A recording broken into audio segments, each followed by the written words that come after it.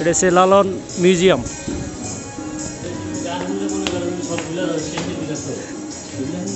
10 টাকার টিকিট কাটতে হয় এখান থেকে।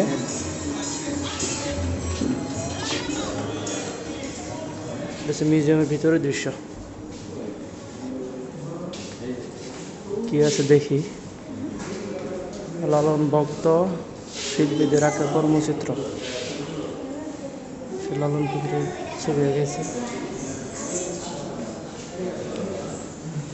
এই দেখেন ফকির গোলাম ইয়াসিন শাহ সেউরিয়া কারিগর পাড়া।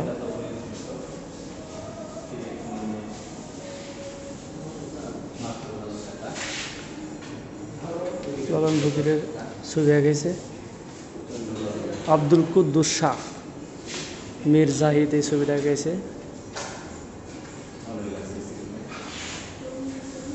দেখি মীর জাহিদ, ফকির লালন শাহ, মানে এটাই ফকির লালন শাহ ছিল। 1995 সালে রমনা বটমূলে বাউল গান পরিবেশন করছেন।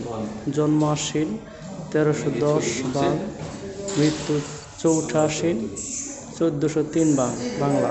বৃহস্পতিবার 19 সেপ্টেম্বর 1996, থানা হরিরামপুর, জেলা মানিকগঞ্জ। মানে লালন ফকির শাহ 1996 সালে মানিকগঞ্জে একটি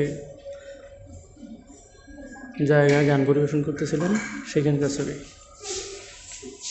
ওরা দেখেন ছবি আঁকাইছে।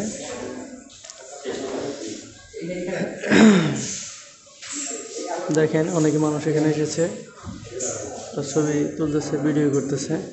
এটা হচ্ছে মিউজিয়ামের ভিতরের দৃশ্য। এই যে লালন ফকিরের ব্যবহৃত এই যে ফর্মা বলে না কি বলে, জুতা, আর এটা লাঠি। এই দেখেন মাথাটাও লালন ফকিরের মতো করেই বানানো হয়েছে।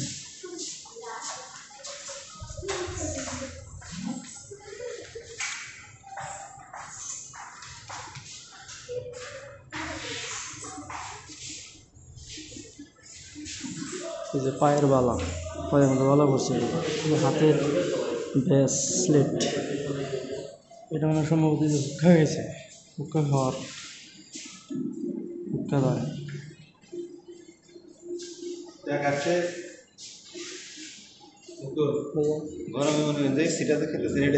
হ্যাঁ হ্যাঁ, এটা অবশ্য ঠিক আছে।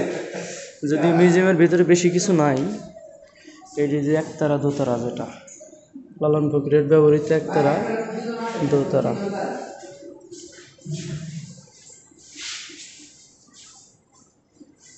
এই তো এটা হচ্ছে ভিতরের দৃশ্য লালন ফকির মিউজিয়াম।